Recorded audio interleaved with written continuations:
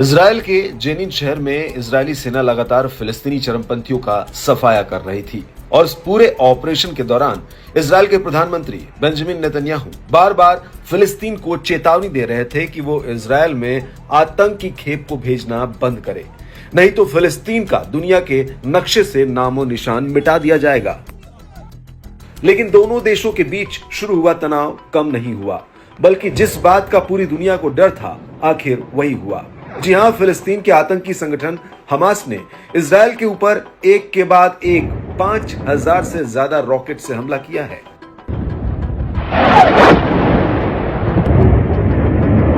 कुछ रिपोर्ट्स में यह भी कहा जा रहा है कि हमास ने पैराग्लाइडरों का इस्तेमाल करके भी रॉकेट दागे हैं।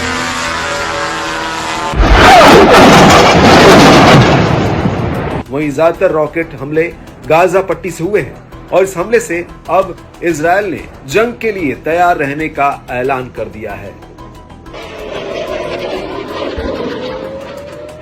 पूरा जेरूसलम हवाई हमले के सायरनों से गूंज रहा है। गाजा पट्टी से दागा गया एक रॉकेट तो दक्षिणी इजराइल की एक इमारत पर जा गिरा, जिसमें एक महिला समेत एक बच्चा घायल हुआ है। हालांकि इन सभी हमलों में कई लोग घायल हुए हैं। घायलों की संख्या लगातार बढ़ती जा रही है। आपको बता दें कि हमास की तरफ से पहला हवाई हमला करीब 20 मिनट तक जारी रहा, जिसका मतलब यह हुआ कि बिना रुके इन 20 मिनटों में हमास इजराइल पर दनादन रॉकेट फायर कर रहा था और अब इजरायली सेना गाजा पट्टी में हमास के अड्डों पर हमले कर रही है।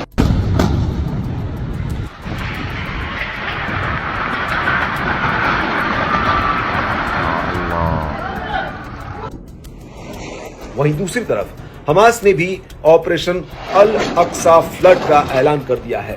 हमास का कहना है कि वो कब्जे वाले जेरूसलम में इजराइल के सभी अपराधों का अंत करने जा रहे हैं। वहीं वेस्ट बैंक में भी इजराइल और हमास के बीच भारी जंग चल रही है।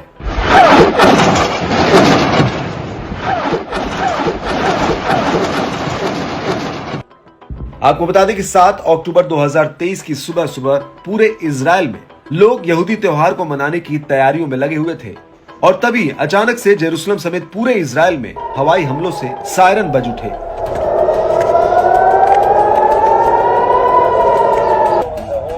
इजराइल के रक्षा मंत्री योव गैलेंट का कहना है कि गाजा पट्टी से लगे इजरायली शहरों और गांवों में हमास के कई आतंकी घुस आए हैं, इसलिए लोग अपने घरों के भीतर ही रहे।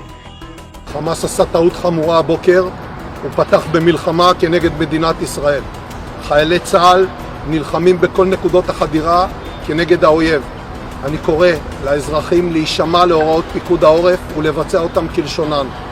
מדינת ישראל תנצח במלחמה הזאת.